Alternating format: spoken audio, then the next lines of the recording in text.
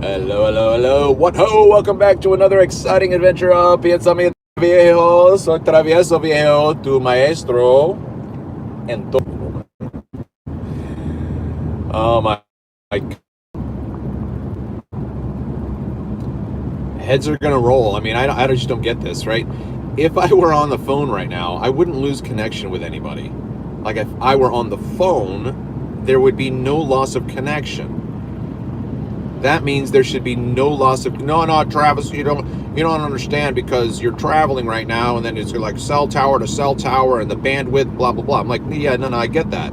You just have to like it's all a matter of control, right? They stifle your connectivity, right? I understood this years ago when I was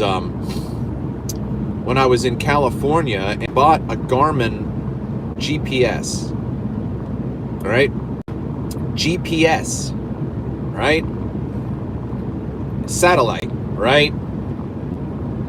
And my grandparents' house was a couple of miles in foothills of California, and you have no cell coverage. Zero cell coverage. Like at about a quarter mile, no lie, about a quarter mile, maybe a third of a mile, you look, hey ma, yeah, and gone. She's like drops off, no phone, right? No phone, zero phone, and yet my GPS still works. Do you understand that? If they can send you a GPS signal, if they can send you, oh well, yeah, but GPS is only one way travel, and I mean, think about what you're saying. You're sending a signal. If you get a signal to me, you can get another signal to me. Right? Anyway, I get into the foothills and lose the signal, but I still have GPS, and my Garmin satellite GPS has connection. When I get to my grandparents' house, I turn on my Garmin and I've got my GPS. So they can get you coverage everywhere you go. Everywhere you go, you can have coverage. So why don't you? Because they siphon, they limit, right? Ugh. Okay. Usa, right? I was just going to start reflecting on a bit of where I was. I was just jamming out to my spiritual songs. Michael Franti has got this amazing song.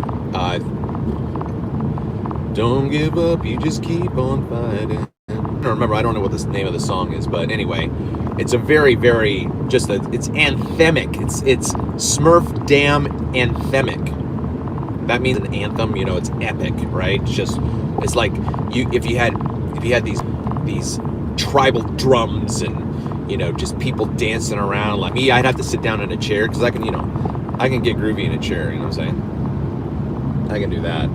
But you get me on the dance floor and I'm like Elaine Bennett. I have no rhythm whatsoever. But I wanted to just start expressing my existence, right? I exist. Does anybody notice me? I exist. A funny story. This weekend was amazing. I went to Ocean City, Maryland, and just spent more money than I needed to.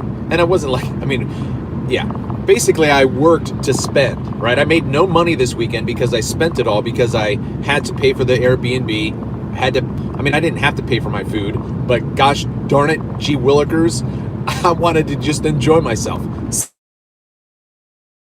So I did. Bought myself some drinks. I did not kiss myself. I did not, that's where it stopped. I keep it like, look, we only get the first base on the,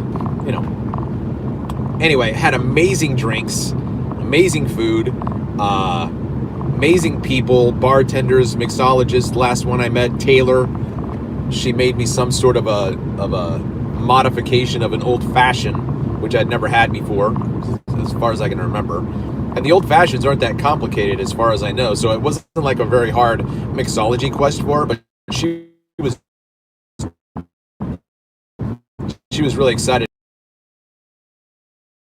The 2 cinnamon sticks.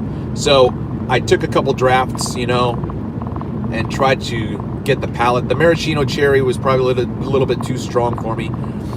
I'm not a real big fan of the maraschino cherries, but whatever.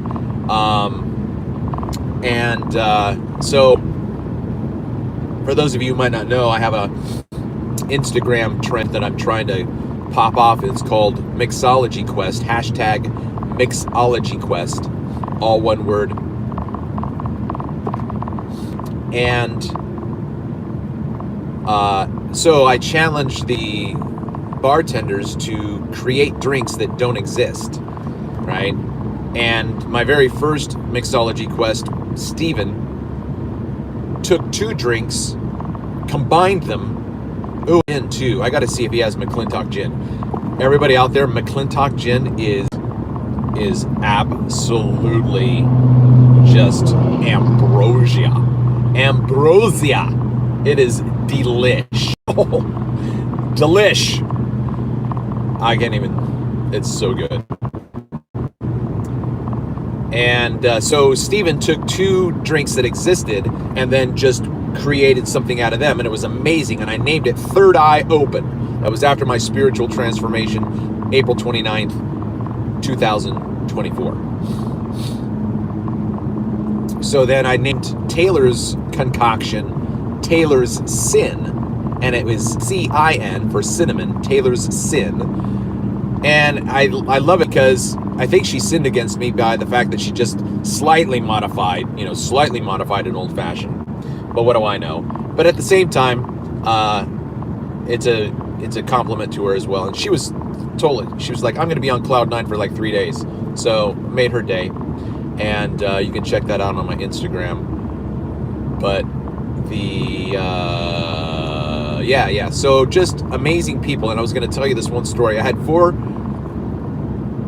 scantily clad, bikini clad, I don't know, I guess they were bachelorette partiers, and they had to be in their 30s, right? So these parties of people who are getting married are getting later and later in their lives.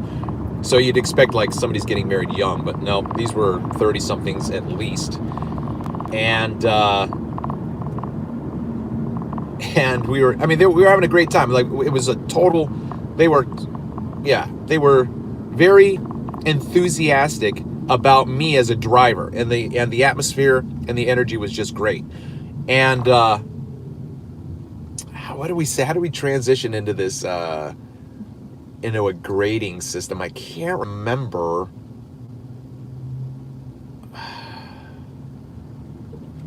I don't remember how I transitioned into this, but I said something about the fact like the girl in the front, the woman in the front, I think her name was Jessica, and she's just complimenting my vibe and whatnot. And I said, well, I'd like to feel like this, like, vibe is a 10, and my attractiveness is like a 3. My physical attractiveness is like a 3. She's like, oh, no, you're not a 3. And I was waiting for it. And she's like, you're a 7. I'm like, that's great. 7. 7's good. 7 is awesome. I'll take a 7, I guess. That's a C. That's a C, right?